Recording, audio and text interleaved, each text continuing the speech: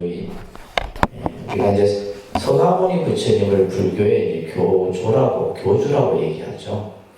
그래서 이 부처님에 대해서 우리가 좀 더 정확하게 그분의 삶을 이해할 필요가 있는데, 그래서 사실은 뭐 이렇게 짧은 시간 안에 다 이야기를 뭐 하지만은, 그래서 이제 여러분들이 큰 틀에서 교재에 나와 있는 내용을 중심으로 해서 특히 이제 8 그 그림으로 우리가 부처님의 삶을 볼 수가 있었죠, 그죠? 첫 번째 7페이지 보시게 되면 도솔레이상이라고 하는 장면이 나옵니다. 이것은 이제 서가모니 부처님이 이 세상에 오시기 전, 그죠? 전생의 그러한 모습으로 저 도솔촌으로부터 흰 코끼리를 타고 왕비의 태중에 들어가는 그러한 장면이 바로 도솔레이상입니다. 그러니까 도솔레이상. 그 다음에 이제 두 번째 장면이 비람강생상 이렇게 되어 있는데, 그러니까 비람강생상. 이 비람강생상은 이제 룸비니 동산에서 이제 시다르타 태자가 탄생하는 그런 장면이죠, 그죠? 그래서 특히 이제 이 탄생의 장면에서 탄생계, 천상천하이와 독존, 일체계고 아당한지라고 하는 이 탄생계의 의미를 우리가 잘 이해를 하셔야 되고, 그리고 나서 이제 시다르타 태자는 왕자로서의 생활을 하죠. 그러다가 이제 크게 이제 하나의 계기가 되는 것이 바로 사문유관상이라고 하는 11페이지, 그러니까 사문유관상. 그래서 동서남북, 그죠? 성문 4곳을 이제 바깥 세상을 보러 나가는데, 거기에서 이제 동쪽에서는 노인을 만나고, 남쪽에서는 병든 자를 보고, 서쪽에서는 장례행렬을 보고, 북쪽에서는 이제 북문에서는 이제 출가 수행자를 만나요. 그래서 이제 이 사문유관상은 어떻게 보면 이제 이 태자가 출가를 하려고 하는 그런 어떤 출가의 곡선이 깔려져 있는 장면이 바로 이 사문유관상입니다. 이거 이제 8단락을 여러분들이 다 기억을 하셔야 됩니다. 기억을 하셔야 되는데,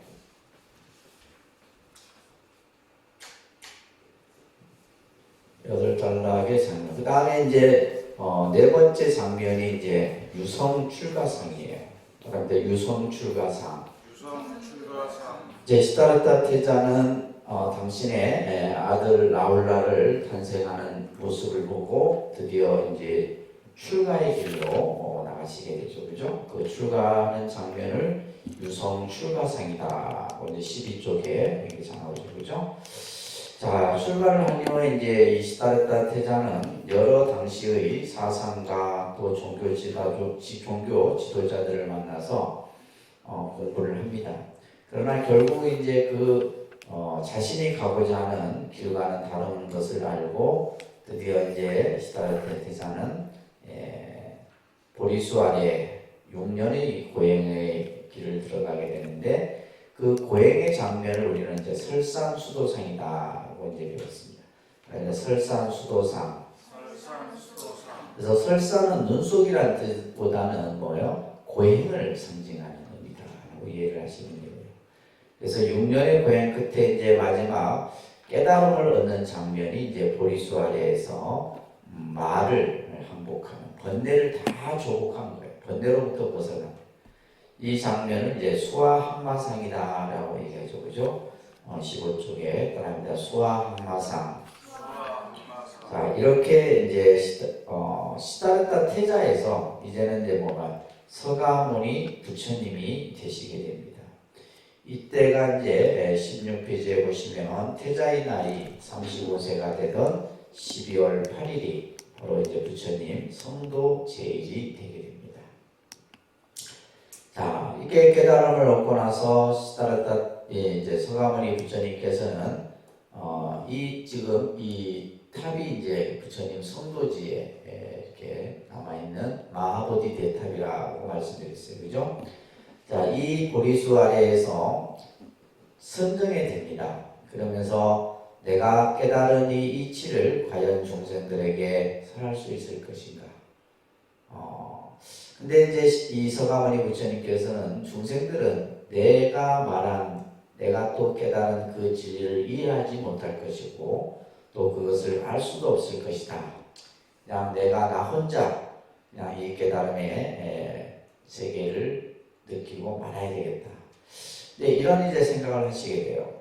이때 이제 여기서 중요한 인물이 등장을 하게 되는데 그 인물이 바로 누구냐? 브라만 신, 범천왕이라고 하는 범천신입니다. 그러니까 이 범천신은 인도인들이 이제 생각하는 창조신이에요. 그래서 이 범천신이 이제 나타나서 부처님 앞에 나타나서 부처님께 법을 청하기를 청하는데 이 장면이 굉장히 중요한 의미를 가지고 있어요. 자, 여기에서 이제 부처님의 경전에 나오는 경구를 잠깐 소개해드리면 이런 이제 범천의 권총을 받고 나서 부처님은 이런 생각을 하죠. 아, 그렇다. 중생들의 근기는 각각 다르다 이 말이에요.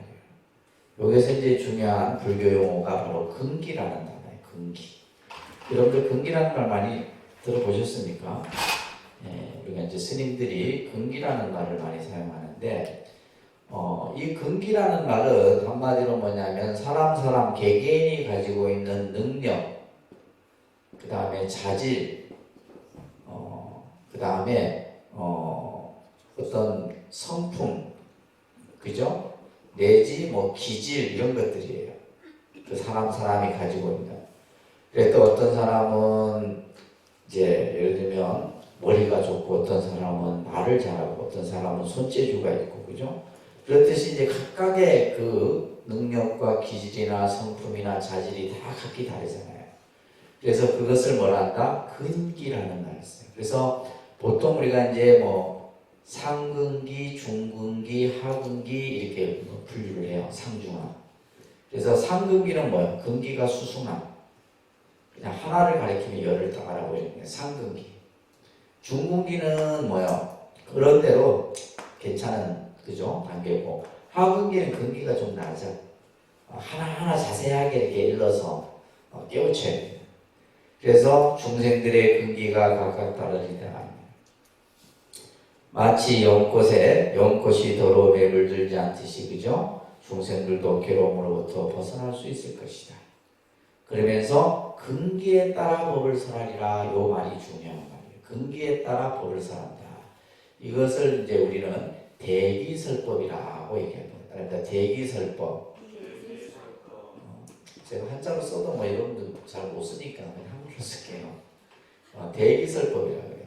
이 이제 기는 근기를 말하는 거예요. 이 대는 상대한다 이런 뜻인데 근기에 따라서 법을 설한다. 그래서 불교의 설법의 특징은 바로 대기설법이라고 합니다. 근기에 따라서 법을 설하는 거예요. 이 말은 쉽게 말해서 뭐예요? 알아듣기 쉽도록 듣는 사람에 맞춰 갖고 이제 부처님께서 법을 설하셨다 이런 얘기예요. 그러면서 하늘의 신이여 그대의 청을 받아들여 내 이제 감동의 문을 여노니 세상에 귀 있는 자는 들어라 낡은 믿음을 버리고 라는 말을 처음으로 외치셨죠. 자, 그러면서 서가모니 부처님은 먼저 누구에게 법을 설할 것인가 하는 것을 생각하던 중에 이제 자기와 함께 수행했던 5명의 수행자가 생각이 나는 거예요. 이 수행자들이 어디에 있었냐면 저 녹야본이라고 합니다. 그래서 부처님이 성도했던 부다가야로부터 사르나트 녹야본은 몇 킬로냐면 한 300km 정도 됩니다. 300km의 거리를 걸어서 이제 이 녹야본으로 길을 떠나시게 되는데 바로 이 녹야본이라고 하는 이 장소는 우리가 이제 굉장히 중요한 불교에 있어서 중요한 장소입니다. 자, 요런 이제 그 사르나트라고 하는 지명인데, 거기에 이제 이런 이제 탑이 있고, 나메크라고 하는 탑이에요. 탑이 있고, 요게 이제 이곳에서 이제 부처님이 처음으로 법을 설하셨다. 그래서 이제 초존법륜이라는 용어를 씁니다. 그러니까 초존법륜. 다 듣는 용어들이 처음 듣는 어려운 불교 용어들이에요. 우리가 이제 부처님의 설법을 수레바퀴에 비유를 해서 법륜이라는 말을 씁니다. 그러니까 법륜, 그죠? 우리 정토의 법륜 스님이 이제 있듯이 이 법륜이라는 말은 법의 수레바퀴다. 부처님의 말씀을 전하는 것을 바로 법륜이라는데, 그래서 처음 전했다 해서 초전이라는 말을 붙이는 거예요. 그러니까 초전 법륜. 네, 초전 법륜. 그래서 이제 이 녹약원에 가서 이제 갔는데 어떤 장면이 경전에서 그려지냐면 오비구들이 저기에서 보니까 시다르타 태자가 오는 거예요. 아직 부처님인지 모르죠.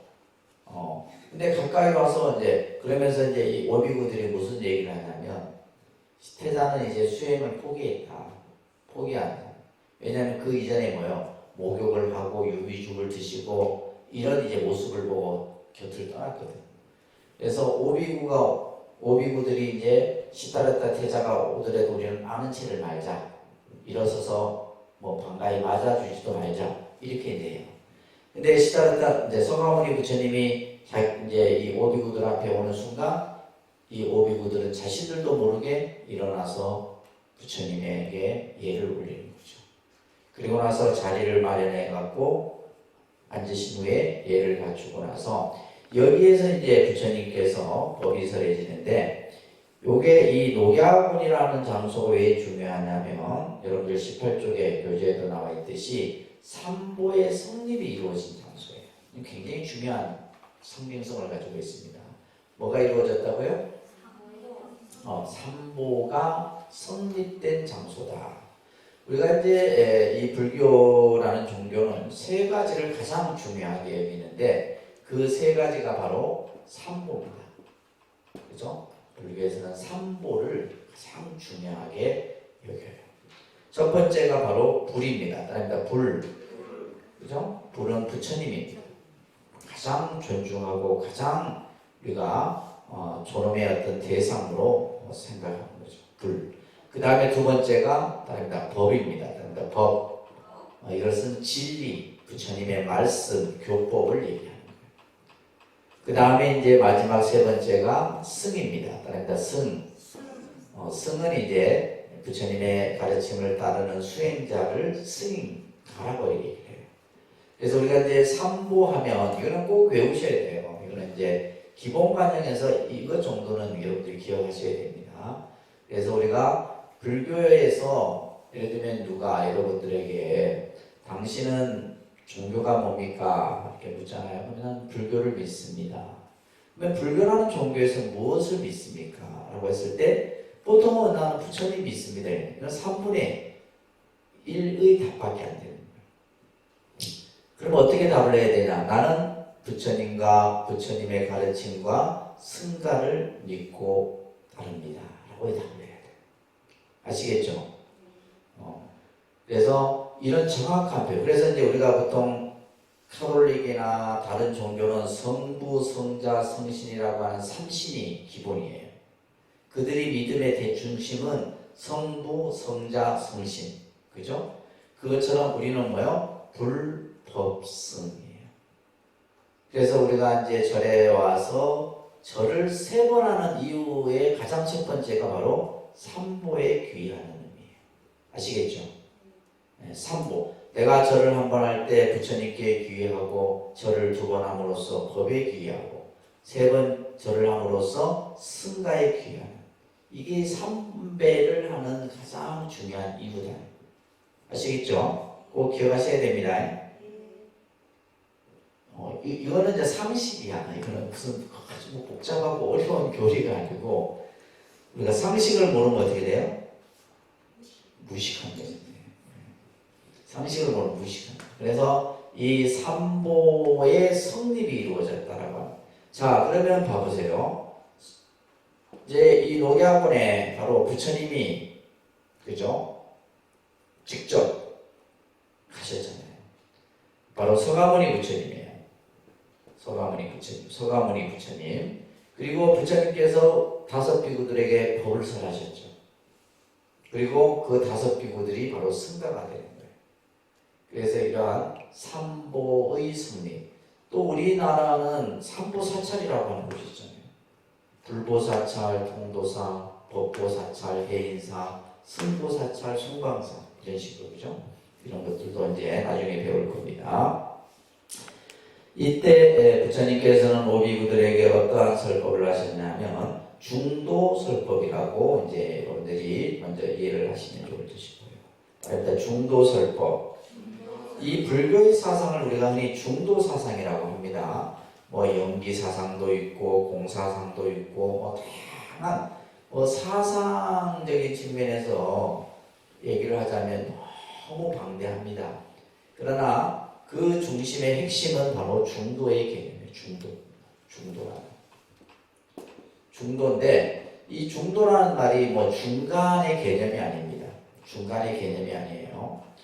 예를 들면 우리가 이제 정치권 사람들이 뭐 보수다, 진보다라고 했을 때 이거는 이제 양극단이잖아요. 그죠? 보수 진영, 진보 진영 두 극단이 되는 거예요. 그러면서 예를 들면 뭐 중도 보수다, 중도 진보다 뭐 이런 그러면 뭐냐면 중도 보수라는 것은 보수긴 보수인데 약간 뭐요? 진보적 성향도 같이 가지고 있는 그래서 약간 뭐 중간 개념 이렇게 되는데 이 불교에서의 중도의 말은 보수도 아니고 진보도 아니다. 이 두 어떤 대상을 다 제외시켜버립니다. 예를 들면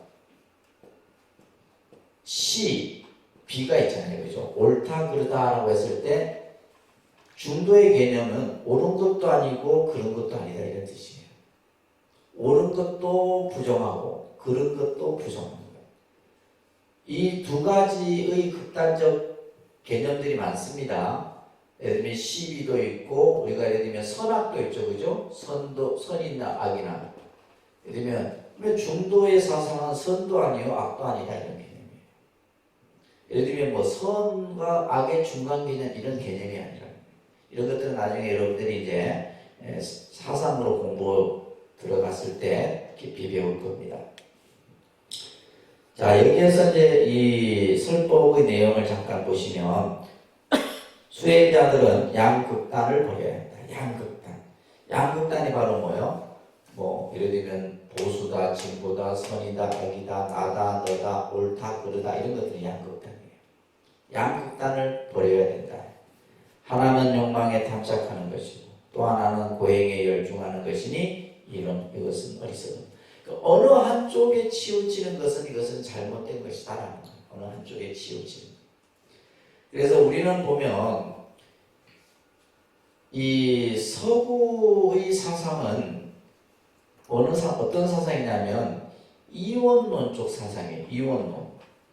이원론이라고 하는 것은 반드시 두 상대를 세워놓고 그 개념을 정립을 해요.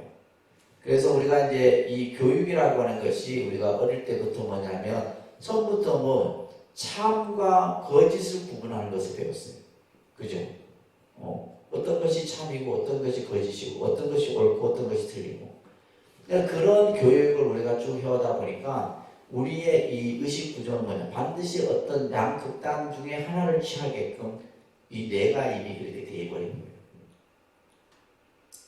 그러니까 우리는 늘 이런 어떤 그 이원론적인 사고는 반드시 뭐만 생겨요?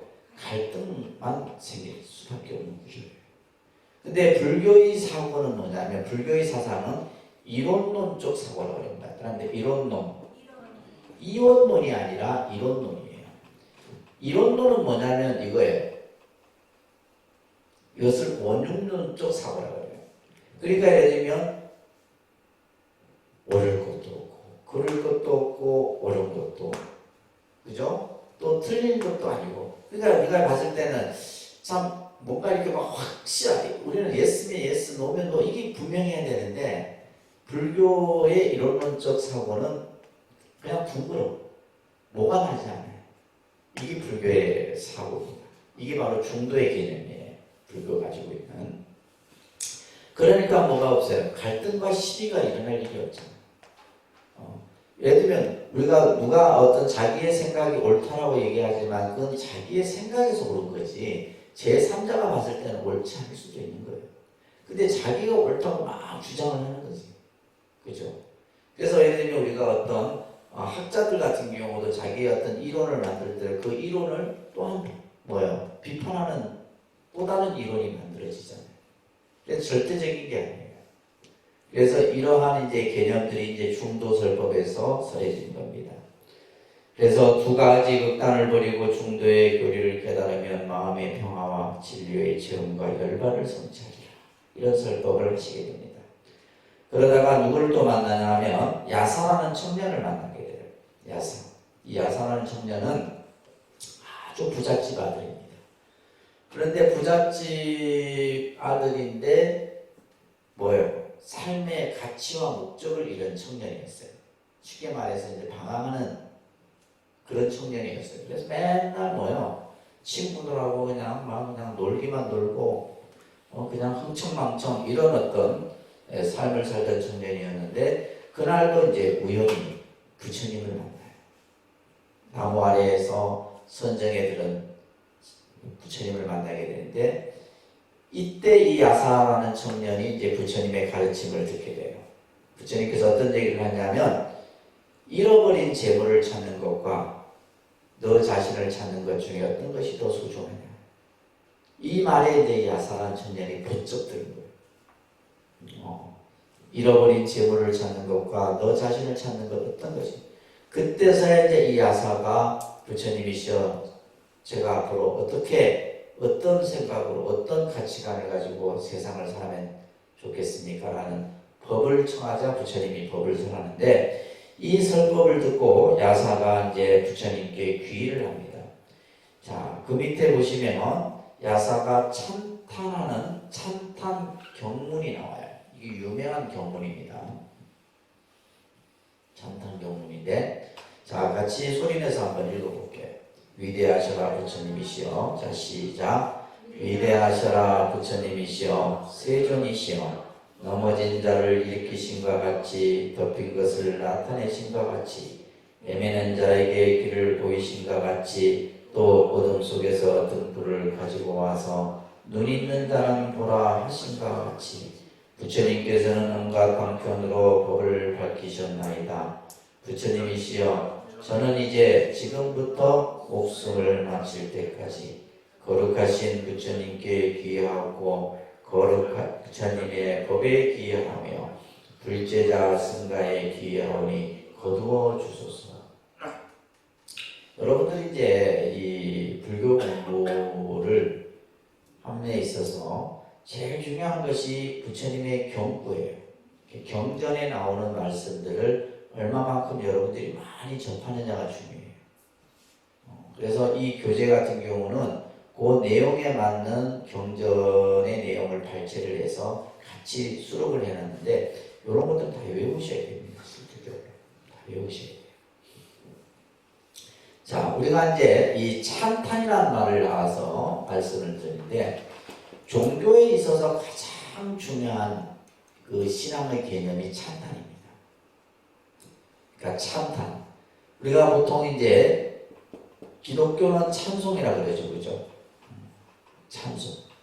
우리가 불교에서는 뭘 하냐면 찬불이라고 합니다. 불교에서 뭘 한다고요? 찬불. 그러니까 이것을 이제 음악으로 표현한 거죠. 음악으로 표현한 거예요. 그래서 일찍이 서양 음악은 신을 찬송하는 내용으로부터 이루어져 있어요. 그래서 예를 들면 서양의 모든 클래식 음악은 80~90%가 신에 대한 내용이에요. 실제 그걸 중심으로 해서 곡들이 만들어졌고. 근데 이제 우리는 스님들이 연부를 우리는 범패라고 합니다. 뭘 한다고요? 범패. 이 범이라는 것은 하늘이라는 뜻이에요. 신. 그러니까 예를 들면 패자는 소리 패자인데 이 말은 뭐냐면 천상의 소리, 하늘의 소리라는 뜻이에요. 그래서 이제 우리가 연부를 잘하는 스님의 연부를 들으면 어떻게 돼요? 마치 음악처럼 들려요. 그래서 막 내가 그 연불에 빠져들기도 하고 연불 소리를 들음으로써 마음이 편해지기도 하고 또 그 연불 소리를 듣고 내가 울기도 하고 또 연불 소리를 듣고 내가 마음이 기쁘기도 해요. 왜? 바로 뭐냐면 이 모든 것에는 뭐가 들어있어요? 음이 들어가 있어요. 스님들이 연구를 할 때도 음이 들어갑니다. 그래서 이 곡조가 있다는 말이에요. 그 타는 곡조가 있어요. 근데 이게 이제 사실은 뭐 배운다 해서 배우는 게 아니고 사실은 이것도 타고나요. 그렇잖아요. 가수들 그 사람들은 막 노력해갖고 뭐 그냥 진짜 유명한 가수가 된 경우도 있지만은 기본적으로 뭐요? 그것을 타고나요. 이게 성향이라든지 어떤 그러니까 스님들 중에서도 보면 목탁을 아무리 가르쳐도 이게 안 돼. 박자감이 없는 거예요. 박자감이 없는 사람은 이게 안 됩니다. 근데 박자감이 있는 사람은 딱 4분의 4박자 하면 딱 맞아 들어가요. 희한해요. 그래서 우리가 이제 이 스님들의 연불도 그러니까 지금 이 신행집에 담겨 있는 내용이 뭐냐? 90%가 찬탄입니다. 찬탄의 내용이에요. 그러면 뭐에 대해서 찬탄을 하냐면 불교는 뭐냐면 부처님의 공덕에 대해서 찬탄합니다. 뭐에 찬탄한다고요? 부처님의 공덕에 대해서 찬탄.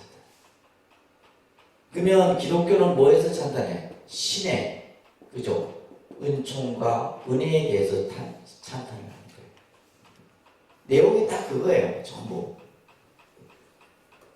그래서 우리가 예를 들면 그러면 불교에서의 찬탄의 가장 기본은 뭐냐면 부처님의 명호를 부르는 거예요. 그래서 우리가 관세음보살, 서가모니 그죠? 이건 이제 그것을 보통 우리가 이제 정근이라고도 하는데 그 실질적인 내용은 찬탄이에요. 그래서 기독교도 보면 할렐루야, 아멘 하잖아요. 그들이 하는 할렐루야가 뭐야? 신을 찬탄하는 거예요.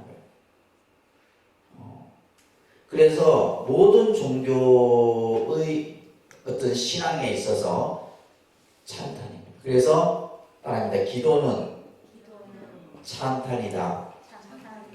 기도는 찬탄이에요. 그러니까 우리가 예를 들면 여러분들은 기도라는 것이 뭐 그냥 뭐 책을 보고 읽고 이게 아니에요. 부처님의 공덕을 찬탄하는 거예요. 찬탄. 자, 왜 그러냐면 찬탄을 하게 되면 우리 마음이 어떤 마음으로 바뀌냐면 환희심이 생겨요. 어떤 마음이 생긴다?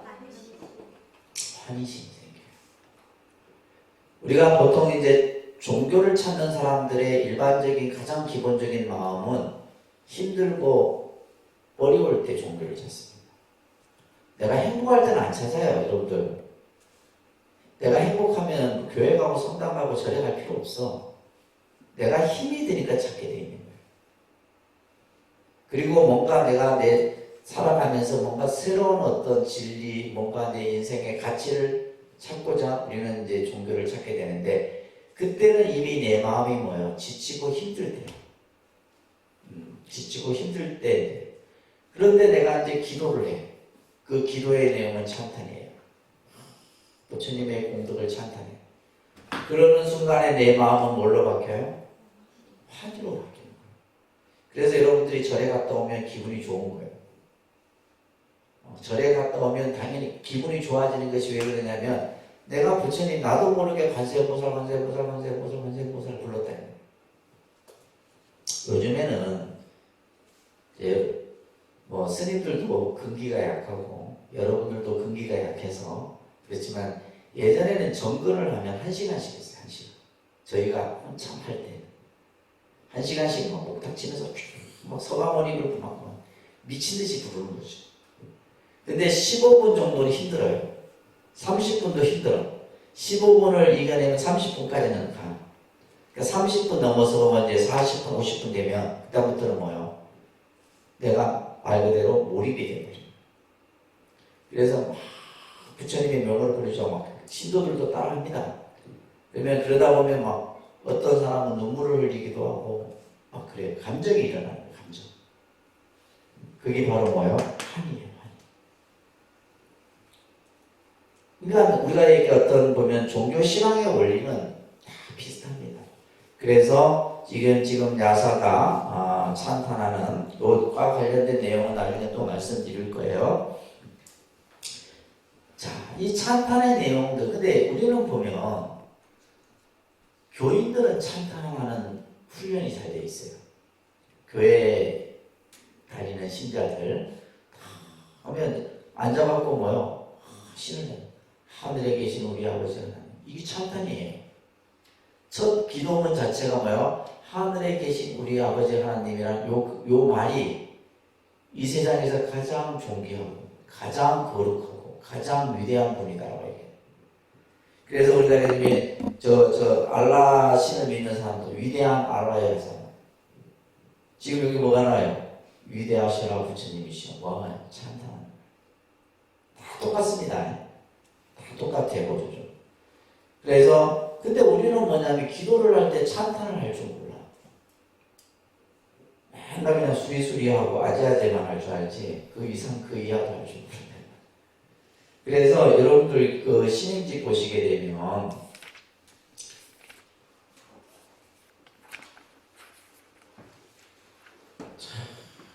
486쪽에 보시면 이런 내용들을 여러분들이 할 수 있는 훈련이 돼야 돼요.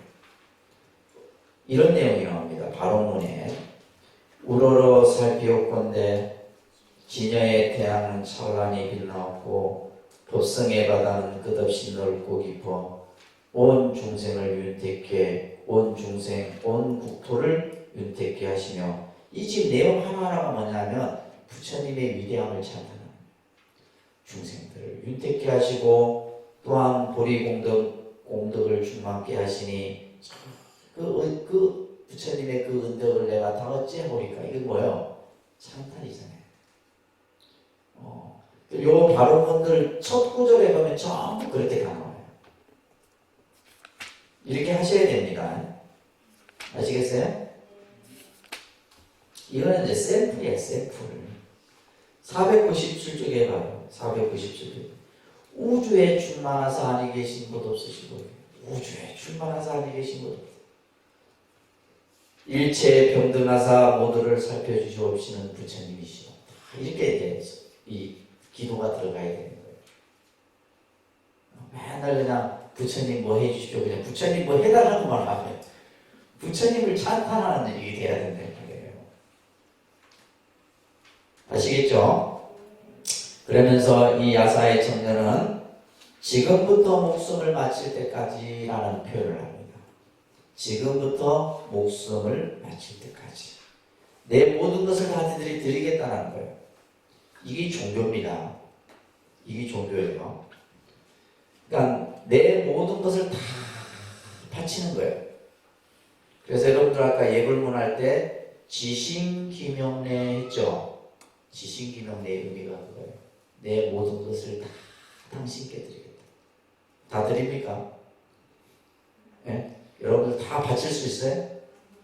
여러분들 목숨까지도 바치겠어? 그래? 아니요. 바치셔야 돼. 바쳐. 그러니까 예를 들면 우리가 특히 이제 이슬람 교도들 같은 경우죠, 그죠? 알라 신을 믿는 이 사람들은 종교 신앙관이 철저합니다. 그래서 우리가 예를 들면 이제 뭐 IS라든지 이런 그 극단주의 세력들이 자살 폭탄 테러를 하잖아요. 그죠? 미국을 대상으로 이렇게 하는데 이게 애국심 때문에 하는 거 아닙니다. 뭐예요? 종교예요, 종교. 자기는 그렇게 함으로써 뭐가 되냐면 순교자가 되는 거예요. 그게 이제 그래서 사실 종교가 또 무서운 면인 거예요. 종교에 이미 딱 세뇌가 되게 되면 자기 목숨도 버릴 수 있을 정도가 돼요. 자, 우리는 이 귀의라는 말이 있어요. 귀의. 이게 한자어입니다. 한자. 이게 이제 한자로 쓰면 이 획수가 좀 긴데 복잡해요. 한자로 쓰면 귀의한다. 귀자는 돌아간다 이런 뜻이에요. 의자는 의지한다. 돌아가 의지한다 이런 뜻이에요. 그래서 우리는 뭐요? 삼귀하잖아요. 삼귀하죠? 삼귀. 불법성 삼보에 돌아가 의지합니다. 이런 뜻이에요. 귀한 말. 그리고 이 귀와 같은 말이 귀명이라는 뜻이에요. 그런데 귀명. 이 귀명도 뭐냐면 이 명자는 목숨명인데 내 목숨을 당신께 바칩니다. 이런 뜻이에요. 우리는 맨날 지신기명 하는데 그 지신기명의 의미가 그 정도의 무거운 의미예요. 내 모든 것을 다 당신께 바칩니다. 어떤 마음으로? 지극한 마음으로. 지심이라는 말이 지극한 마음으로 내 모든 것을 바칩니다. 이 말이 이제 뭘로 나오냐면 우리는 나무라는 말로 나오는 거예요. 나무아미타불 하죠. 나무라는 뜻이 뭐냐? 귀의 귀명 이런 뜻이에요. 전부 용어 해석이에요. 용어 해석. 그러니까 나무라는 거 예를 들면 나무아미타불 하면 뭐예요? 아미타 부처님께 귀합니다 이런 뜻이에요. 아미타 부처님께 귀명합니다 이런 뜻이에요. 그래서 지금부터 목숨을 마칠 때까지 이 야사는 모든 것을 부처님께 다 바쳤어. 그러면서 거룩한 부처님께 귀하고 법에 귀하고 승가에. 그래서 이것을 이제 삼귀라고 그러잖아요. 그래서 부처님 당시 때는 삼귀만 하면 바로 출가가 됐었어요. 바로 이제 삼귀만. 그러면서 마지막 거두어 주소서 부처님의 제자가 되겠습니다. 이렇게 표현하고 있는 거죠. 그리고 나서 야사는 부처님이시여 여기에서 멀지 않은 곳에 저희 집이 있습니다. 자기 집으로 초청해요. 부처님을 이제 모시고 집으로 갑니다. 그래서 이제 집에 들어서자마자 아버지 어머니가 놀래요. 아니 얼마 전에 야사의 모습이 아니라 좀 그냥 정말 거룩한 수행자의 모습으로 자기 아들이 변해 있는 거예요. 그러면서 그 옆에 서 있던 부처님을 보고 야사의 아버지 어머니가 얘를 놀립니다. 그러면서 부처님의 가르침을 따르겠다라고 하면서 이 야사의 아버지 어머니가 불교에 있어서 최초의 남자 신도, 여성 신도가 되는 거예요. 이것을 이제 우리가 보통 우바세, 우바이라고 합니다. 다른 데 우바세는 남자 신도를 말해요. 우바이는 여성 신도를 얘기해요. 아시겠죠? 다른 데 우바세, 우바이. 그래서 야사의 아버지 어머니가 최초의 남자 신도가 되고 여성 신도가 되고. 그리고 나서 이제 야사가 출가했다는 얘기를 듣고 친구 50여 명이 이제 같이 또 출가를 합니다. 그리고 나서 부처님께서는 이들에게 아까 얘기했던 오비부와 야사와 야사 친구들 50여 명에게 최초의 전도 선언을 합니다. 전도선. 이게 중요한 내용이에요. 자, 여러분들 이 전도서는 경문이 길지만은 많은 내용이 여기에 담겨 있어요. 수행자들아, 한번 쭉 읽어봅니다. 자, 시작. 수행자들아, 신성한 인간들의 온갖 속박으로부터 자유롭게 되었다. 그들도 신과 인간들의 온갖 속박으로부터 자유롭게 되었다. 수행자들아, 자 이제 전도 포교의 길을 떠나가라. 많은 사람들의 이익을 위하여, 행복과 안락을 위하여 세상을 불쌍히 여기고 사람들과 신들의 이익과 행복과 안락을 위하여 떠나가라. 두 사람이 한 길로 가지 마라. 수행자들아, 처음도 좋고 중간도 끝도 좋다. 뜻에 맞고 조리 있는 말과 표현으로 법을 잘 나타내는 부족한 법을 써라. 또 원만 부족하고 청정한 행동을 보여주어라.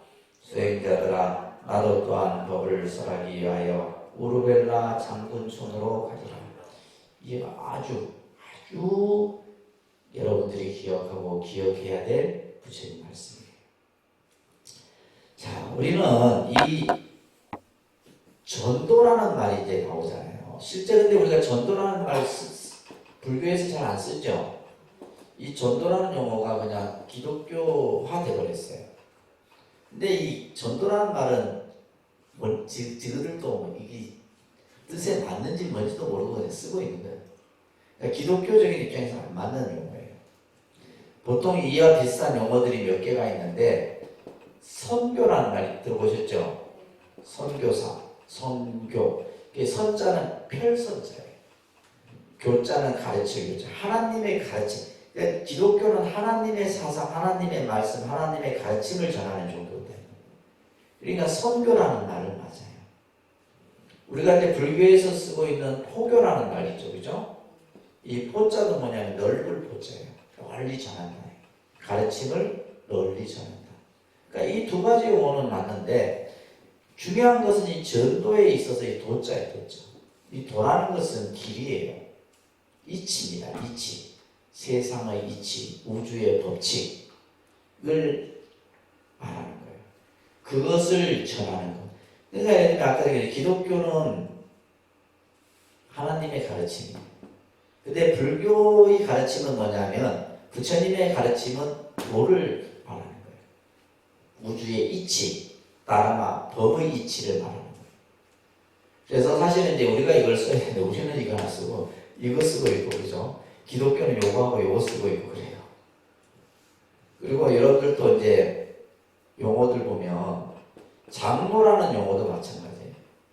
우린 장로 안 쓰잖아요. 근데 기독교인들이 장로라는 용어. 근데 장로는 원래 불교 용어입니다. 경전에 보면 장로, 수보리, 장로, 사리불, 장로, 아낙 이렇게 장로라는 말이에요.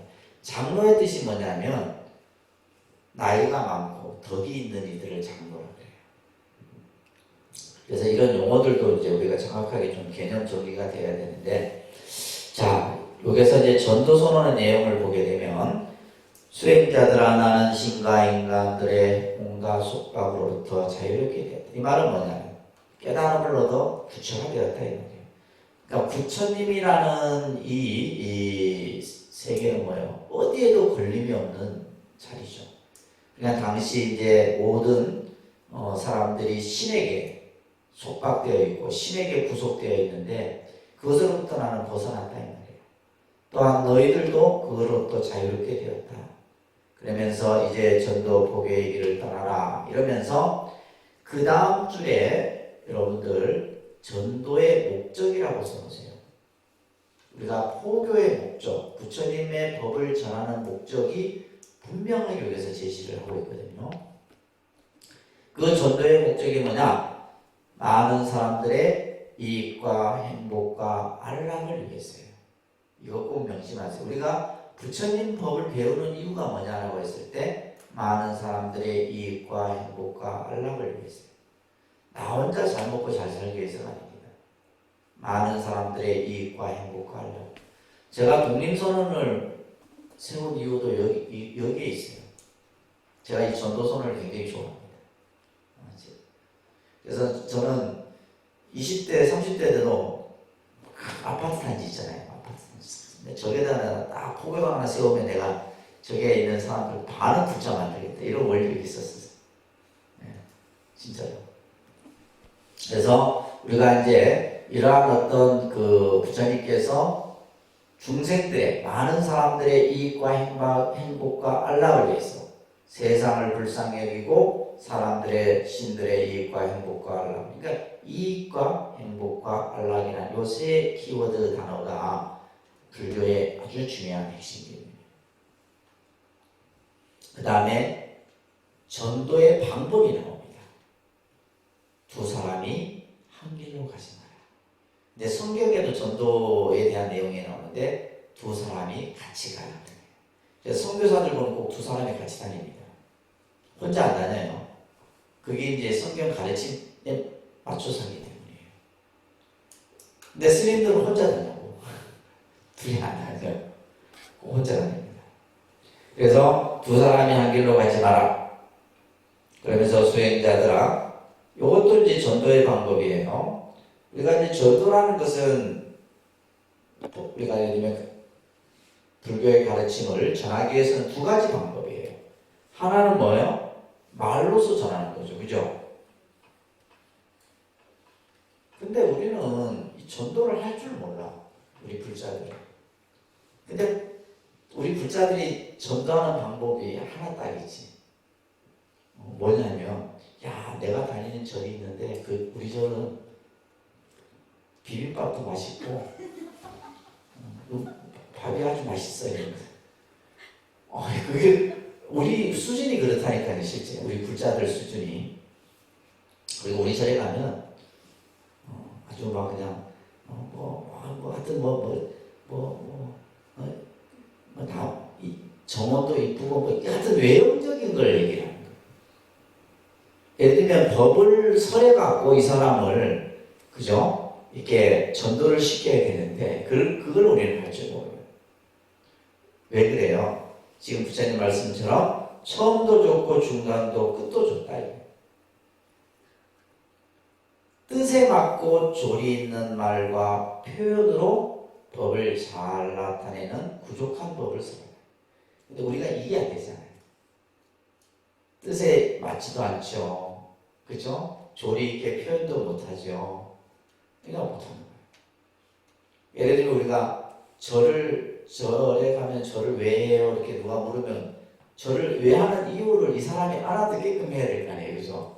그냥 대부분 하는 얘기가 그냥 하면 좋대. 이런 식이 하면 좋다고.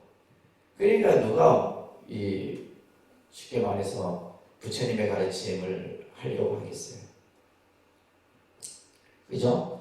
그래서 우리가 보면 이제 기독교인들 같은 경우 전도할 때 보면 여러분들 전도를 당해본지 뭔지 모르겠지만은 이 사람들은 첫 마디가 뭐냐면 성경 말씀 마태복음 누가복음 몇 장 몇 절에 하나님이 말씀해 그거부터 나와요. 그거부터 머리들도 좋아. 그걸 다 외운다니까요. 그럼 우리는 이거 하나 외우려도 못 외우잖아 지금. 다 외워요. 다 외워갖고 하나님의 말씀을 쫙 설하고 나서 그 다음에 왜 하나님의 말씀을 믿어야 되는지 이유를 쫙 얘기하고 막 해요. 자, 그 다음에 그러니까 우리가 예를 들면 말로써 표현도 못하죠. 그죠? 그 다음에 두 번째는 뭐냐면 행동으로 보여줘야 돼요. 그죠? 말이 안 되면은 행동으로 보여줘야 되는데 이게 무슨 말이냐면 여러분들이 이제 절에 다니다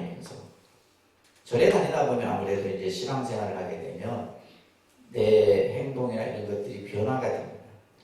근데 우리 엄마가 절에 다니면서 그러니까 절에 다닐 때는 그래도 착한 엄마였는데 절에 다니면서부터 그냥 승질도 부리고 맨날 그냥 나한테 잔소리 심어 그 아이는 그다음부터 절에 안 갑니다. 무슨 말인지 아시겠어요?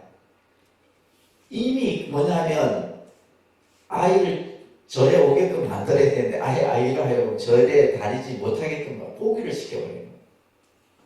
그러니까 예를 들면 행동으로 보여야 돼요.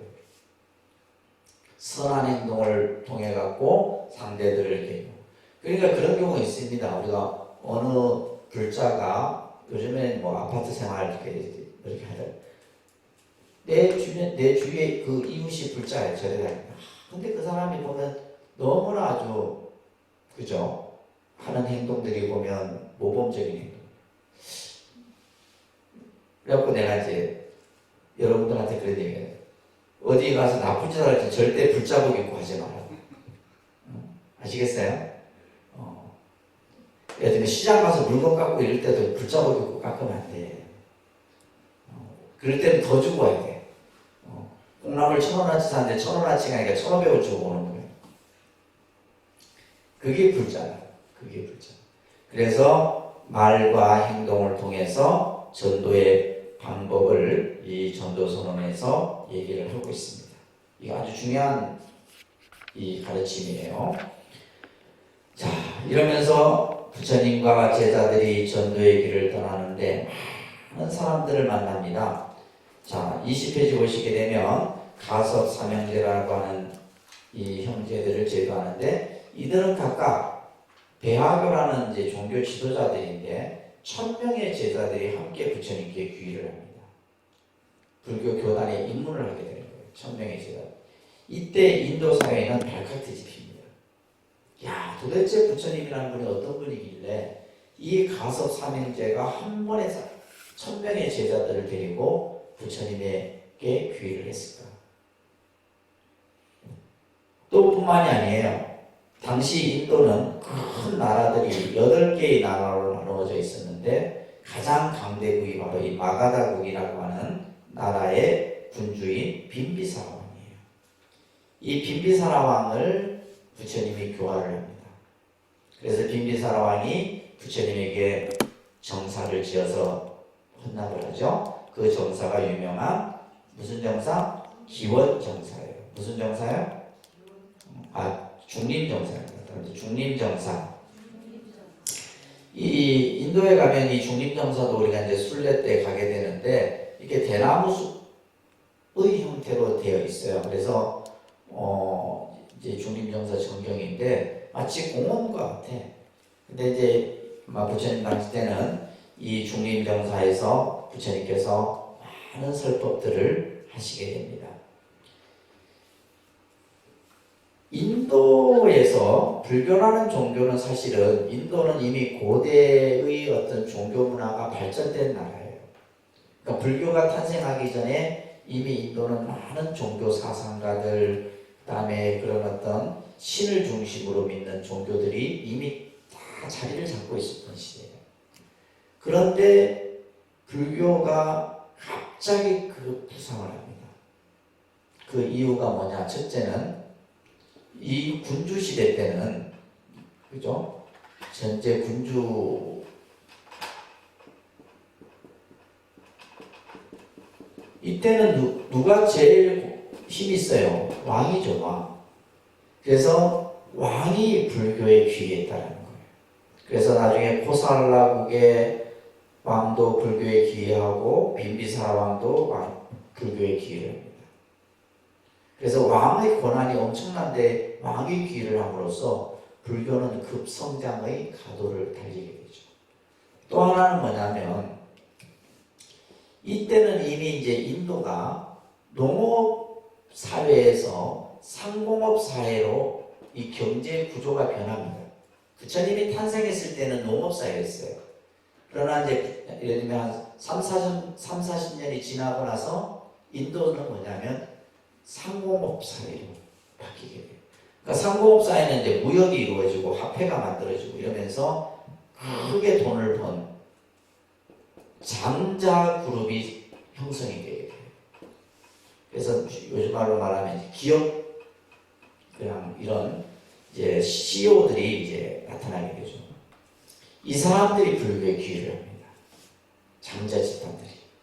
그러니까 예를 들면 경제적으로도 후원을 받게 되고, 그죠? 왕이 또 뒤에서 받쳐주니까 불교가 발전할 수밖에 없었던 그런 토대가 됩니다. 그래서 실제 이제 인도 지도가 이렇다면 실제 불교가 중심으로 활동했던 지역은 이 지역이에요. 그러면 인도가 면적이 크잖아요. 엄청 큽니다. 그러면 이 이제 서인도라든지 중인도라든지 이런 데는 전도사들을 파견해 갖고 불교가 퍼지게 돼요.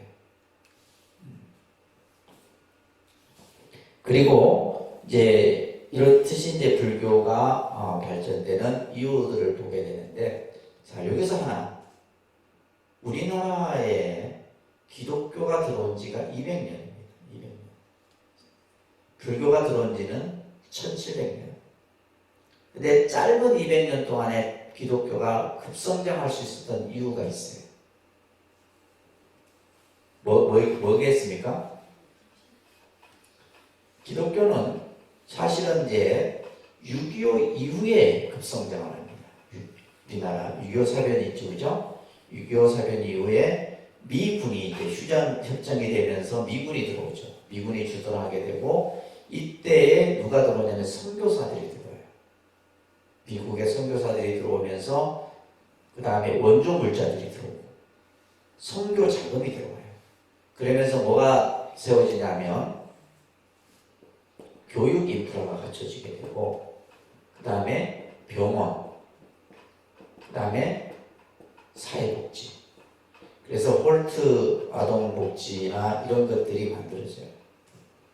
그래서 뭐 세브란스 병원이라든지, 그죠? 이런 병원들도 만들어지게 되고, 그 다음에 학교들도 만들어지고.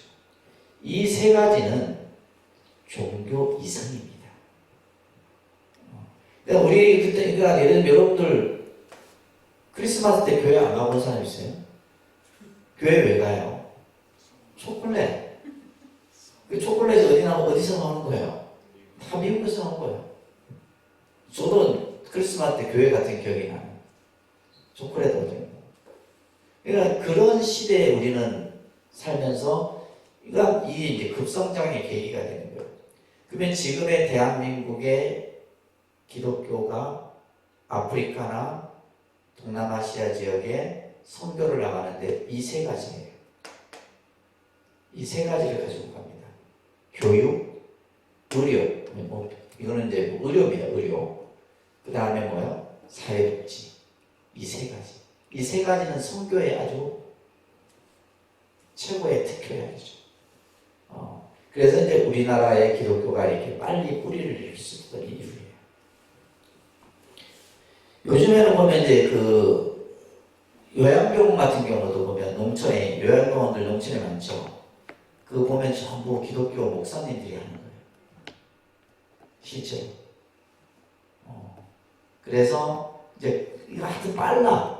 기독교인들은 뭐 빨라 이게 하여튼 되게 빨라요. 자, 그 다음에 이제 사리불과 목걸련이라고 하는 이 사리불과 목걸련도 이제 100명의 제자들을 거느리고 있었는데 이 사리불과 목걸련도 이제 부처님의 귀의를 합니다.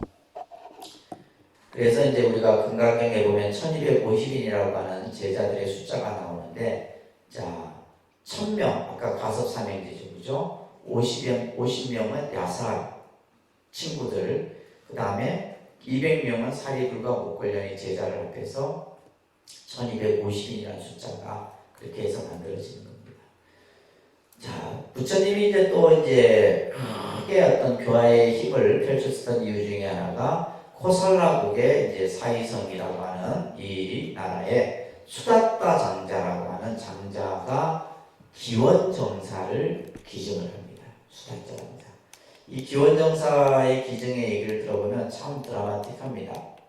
이 수다타 장자가 어느 날 왕사성 중림정사를 방문하게 돼요.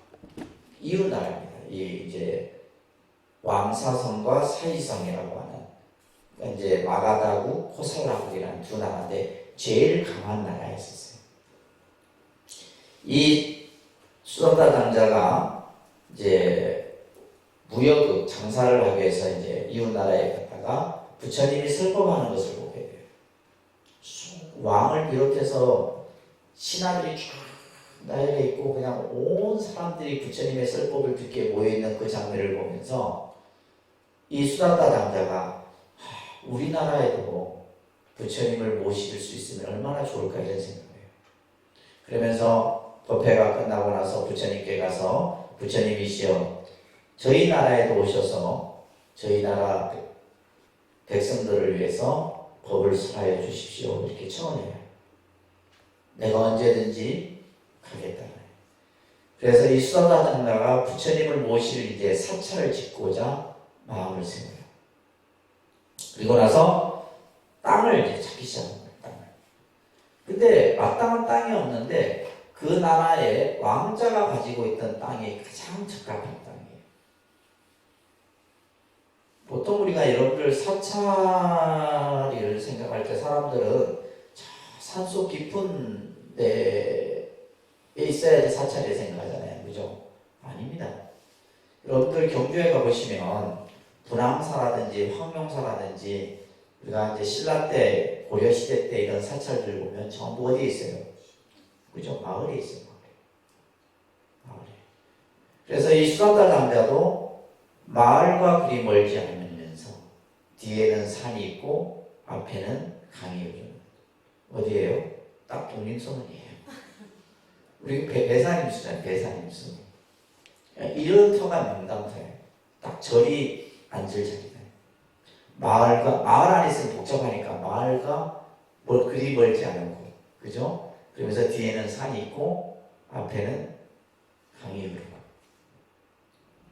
그래서 이제 이 기타 태자가 소유한 땅이었는데 그래서 태자를 만나서 뭐 땅을 팔 것을 얘기를 합니다. 태자가 안 판다고 그래요.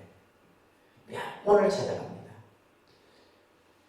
하도 이제 땅을 팔려고 이게 권유를 하니까 이 기타 태자도 이 수다타 장자의 그 경망을 알고 있어서 거절을 딱 못하고 뭐냐면 그러면 내 땅에 황금을 깔 정도로 값을 쳐준다면 내가 팔겠습니다. 이때 수다사랑가는 이제 집안에 있는 재물들을 팔기 시작해서 황금을 바꿔갖고 땅 하나를 팔기 시작합니다. 태자는 사실 포기시키려고 했던 제안이었는데 이 수다사랑가는 그대로 이제 했던 거죠. 하다가 기타 태자가 아니 장자시오, 도대체 장자께서 이 땅을 뭐 하시려고 그렇게 사시려고 합니까? 이렇게. 이때 수다사 장자가 이웃 나라인 마가다국은 빈비사라 왕이 중림정사를 지어서 부처님을 모셔다가 늘 법회를 열고 가르침을 듣는데 저희 나라에도 부처님을 모시고자 정사를 짓고자 합니다. 이러자 기타 태자가 그러면 내가 땅을 기증하겠습니다.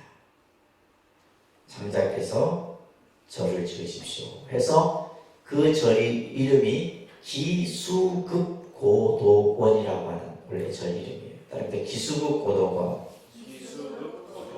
기수급고도원을 우리가 줄여서 기원정사 얘기를 하는 거예요. 이 기원정사라는 이 절에 이 정사에서 부처님이 24년 가까이 머무십니다. 그래서 49년 동안에 거의 반을 이 기원정사에서 머무시게 돼요. 스라바스티라고 합니다. 사이성을 스라바스티라고 얘기하는데 우리가 이제 인도 성지순례를 가면 이 기원정사를 꼭 방문해야 돼요. 이곳이 금강경을 설했던 자리예요. 지금은 이게 뭐 흔적밖에 안 남아 있어요. 벽돌 흔적밖에 다 없어지고 다 폐허가 되버리고. 자, 그래서 이러한 기원정. 그래서 실제 이제 부처님께서는 중림정사, 기원정사를 중심으로 해서 전법 활동을 하시게 되는 거예요. 아시겠죠?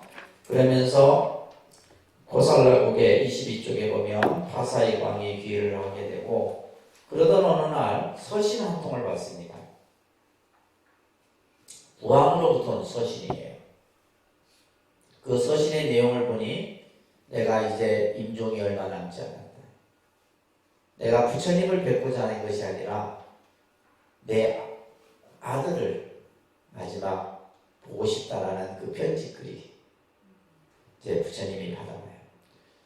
이제 내가 내 고향인 카필라국을 방문할 때가 됐구나 해서 제자들을 이끌고 카필라국을 방문하죠. 그리고 얼마 안 있어 부왕의 장례를 치릅니다. 치르고 나자 이제 카필라에서 난리가 났죠. 부처님 오셨으니까. 그래서 당시 7왕자가 출가를 하고 그 모든 남자들이 다 출가를 하려고 해요. 그래서 부처님이 도저히 안 되겠다 싶어서 어떤 율법을 제정했냐면 출가를 하려면 반드시 부모의 동의를 받아야 된다. 이걸 지금도 그게 우리나라에도 그게 이제 전해져 옵니다. 그래서 저희가 출가했을 때 항상 제일 먼저 묻는 말이 부모의 동의를 구했느냐. 부모의 허락을 받았느냐. 그래서 이제 이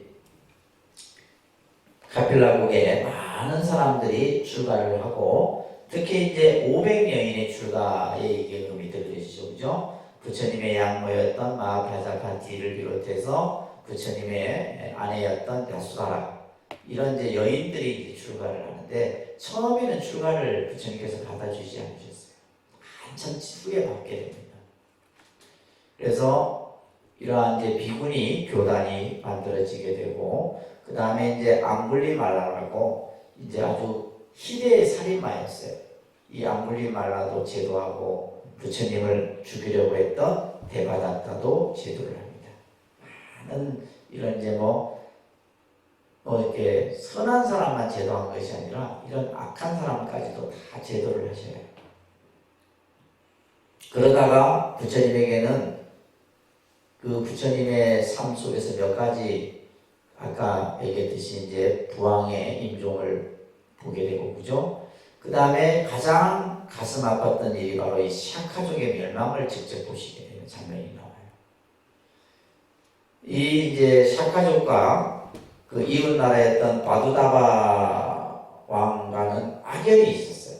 그래서 언젠가는 이 바두다바 왕이 카필라국을 정벌하려고 생각을 합니다. 그러다가 이제 군대를 이끌고 이제 이 카필라를 이제 침범하기 위해서, 그죠? 침공하기 위해서 군대를 이끌고 가는데 경전에 그 장면이 나와요. 부처님이 길가에 탁 나와 앉아 계세요. 햇볕이 내려지는 길. 왕이 이제 말에서 내려서 부처님께 예를 합니다. 부처님이시 어찌하여 이 더운 햇볕이 내려지는 이 더운 날에 이렇게 길가에 나와 앉아 계십니까? 시원한 숲속으로 자리를 옮기시죠. 이렇게 하자 부처님께서 어떤 얘기를 하냐면 이 세상에서 가장 시원하고 그늘지고 편안한 곳은 내 고향이랍니다. 내 가족이 있는 곳이 가장 편안하고 쉴 수 있는 곳이랍니다. 그 말에 이제 이 왕이 회군을 하죠. 그래서 두 번을 회군을 해요. 세 번째는 부처님이 나가지 않습니다. 그것은 이제 결국은 이 악연인 거죠. 그래서 부처님이 보는 앞에서 이 샤카족이 멸망을 당하는 장면을 보게 돼요. 그 다음에 이제 이 빈비사라 왕의 아들이었던 아사세 왕도 부처님께 기를 하고, 그래서 부처님께서는 녹야군에서 첫 법륜을 굴리신 이후에 왕사성, 고살라국, 사이성, 카필라, 쿠시나가라에 이르는 많은 지역을 부처님께서 직접 다니면서 법을 전하시는데 인종과 종교와 신분에 관계없이 많은 이들을 교화합니다. 특히 이제 부처님은 영축산에서 법화경을 설하시기도 하고, 또 이제 당시 바이샬리의 유명한 기생이었던 암바팔리가 부처님께 동산을 기증하기도 하는 이런 일들이 경전에서 그려집니다. 그러다가 이제 부처님이 마지막 열반지 푸시나가라로 길을 떠나면서 이제 열반의 그러한 모습들을 보이시게 되는데 그 장면이 바로 쌍림 열반상입니다. 8번째 장면이에요. 그러니까 쌍림 열반상. 자, 사실은 이제 우리가 이제 이 부처님의 생애를 보면서 때로는 이제 여러 가지 이적도 있었고, 그죠? 또 어떤 그 인도 문화 속에서 설화적인 배경으로 나타난 장면도 있었고, 또 한편으로 보면 어떤 종교의 어떤 교조로서의 그런 모습도 보여지고, 또 한편으로는 이 인간적인 모습의 부처님의 모습도 그려집니다. 그래서 지금 이게 이제 싣고 있는 경전의 구절이 그런 내용인데요. 잠깐 보시면 아나나 내가 이제 80살이 되어 늙고 세어야겠다. 이제 80살이 되니까 몸이 힘든 거죠. 마치 내 몸은 낡은 수레와 같아 겨우 수리하여 좀 더 가고자 하는 것이다. 방편의 힘으로 잠깐 목숨을 머물게 하리라. 그래서 스스로 힘써 정진하면서 이 고통을 참으리라. 이런 말씀의 경전 구절이 보여요. 또 어디에는 보면 아나나 내가 이제 허리가 아프구나. 잠시 눕고 싶다. 이런 표현의 그런 경구도 보입니다. 그래서 우리가 이제 보면 부처님은 서가모니 부처님은 두 가지의 모습으로 우리가 볼 수 있어요. 하나는 인간 모습으로서의 붓다. 그죠? 인간의 모습의 붓다의 모습을 우리는 볼 수가 있어요.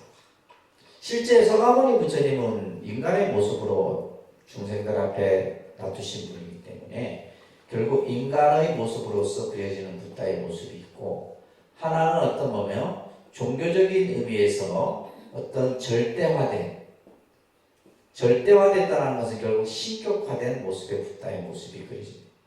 그러면 어떤 것이 진짜 붓다의 모습이냐라고 묻는다면 두 가지 모습이 다 붓다의 모습이다. 아시겠죠? 예. 자, 그러면서 이제 부처님이 마지막 가르침을 설하시게 되는데 이건 외우셔야 됩니다. 자, 같이 따라서 할게요. 자기를 등불로 삼고, 자, 소리내서 같이 합니다. 시작.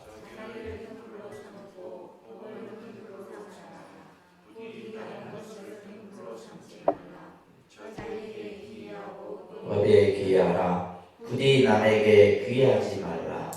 그리고 진리를 위하여 게으르지 말고 정진 노력하라.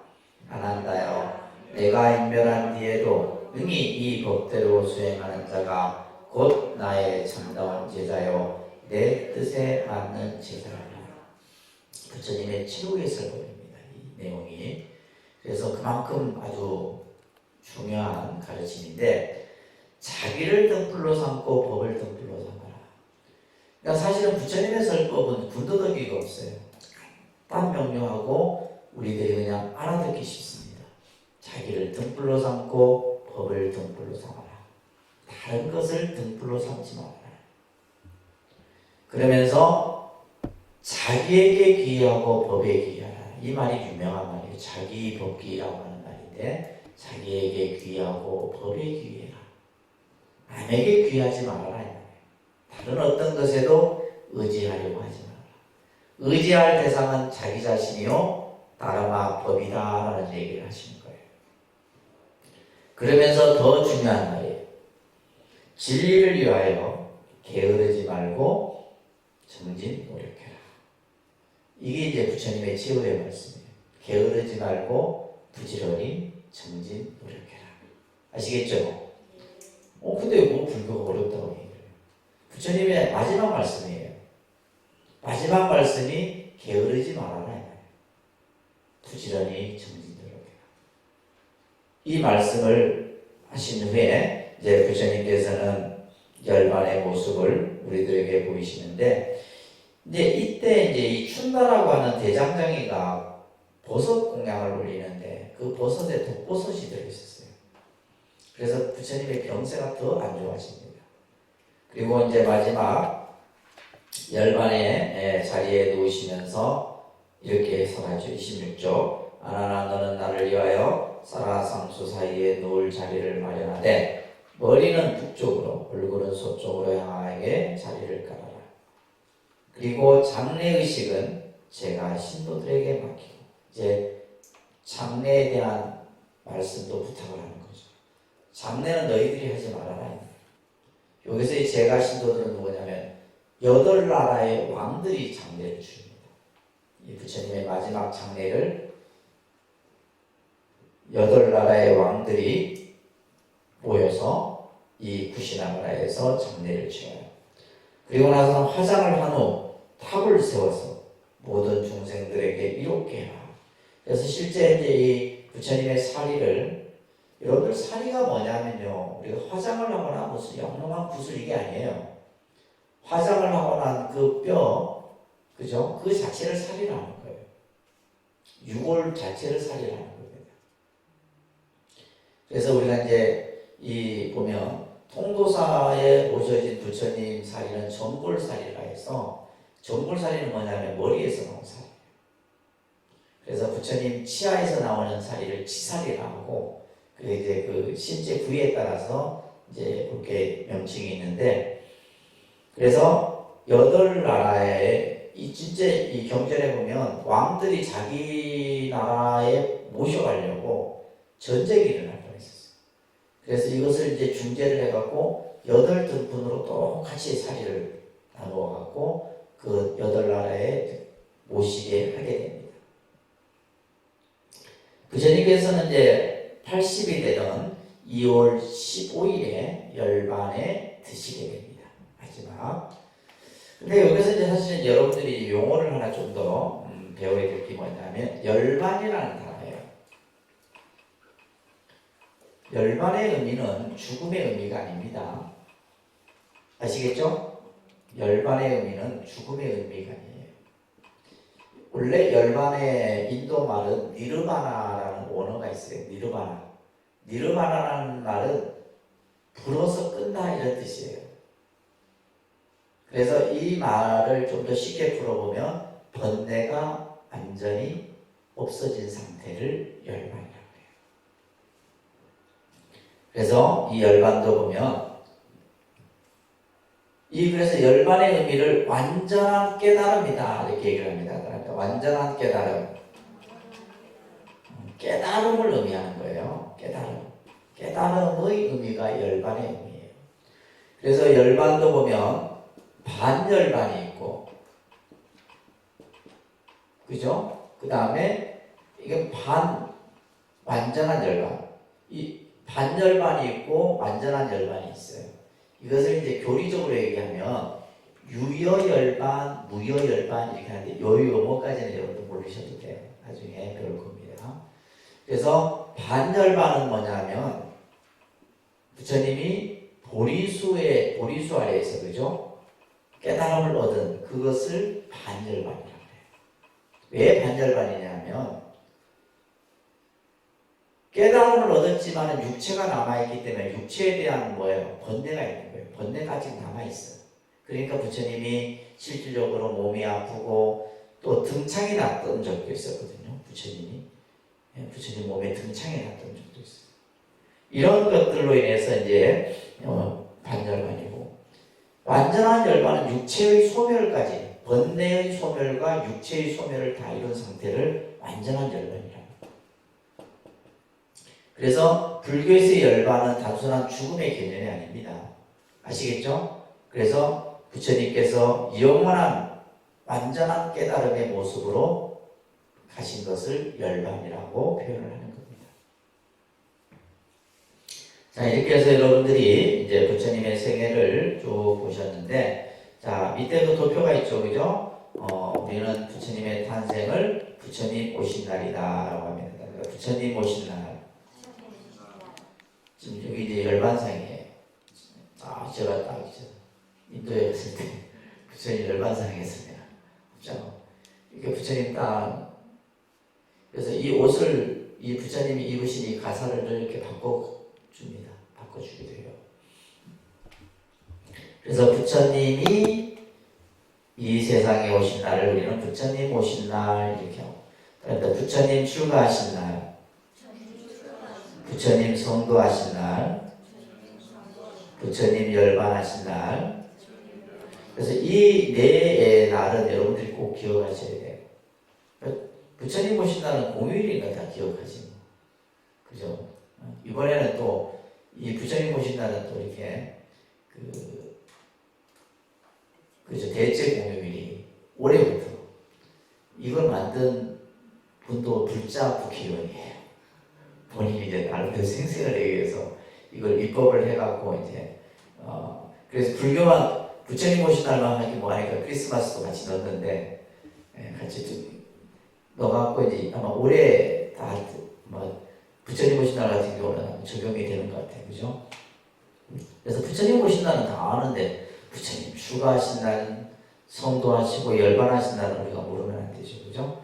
자, 이걸 꼭 기억을 하시고, 자, 전체적으로 이제 마지막 우리가 이제 부처님의 모습을 보면서 이 부처님의 이러한 어떤 발자취를 연구했던 어느 학자가 이런 말을 합니다. 서가모니 부처님은 중생을 위해 이 세상에 기류에서 탄생하시고, 그죠? 룸비니 동산에서 탄생합니다. 그리고 길 위에서 출가하셨으며, 또한 49년 동안 중생을 위해 길 위에서 중생들을 만나고 교화하셨으며, 마지막 열반의 모습 또한 길 위에서 중생들을 위해 보이셨다. 이렇게 이제 좀 약간 문학적으로 표현하는 그러한 분도 계셨는데, 정말 우리가 생각했을 때 이 부처님이라고 하는 서가모니 부처님은 인류 역사상 현존했던 분이기도 하지만은 지금 2700년, 3000년 가까이 이 불교라는 종교가, 그죠? 많은 사상과 또 어떤 정신세계에 미치는 영향은 굉장히 크죠. 그렇기 때문에 우리가 이제 세계의 4대 성인 중에 한 분으로도 이렇게 일컬어지지만은, 그래서 우리가 이제 불자로서 좀 부처님에 대해서 좀 더, 그래서 여러분들 이렇게 헤르만 헤세의 시다르타 이런 책 같은 거 한번 읽어보시면 더 낫습니다. 헤르만 헤세라는 아주 유명한 그런 문학 작가가 쓴 시다르타라고 하는 책이 있어요. 그런 책을 통해서 이렇게 보고 하면 부처님을 좀 더 이렇게 다양한 그런 모습에서 볼 수 있지 않나 싶습니다. 자, 자, 이렇게 해서 우리가 이제 부처님 생애까지 마쳤고, 그래서 다음 주는 이제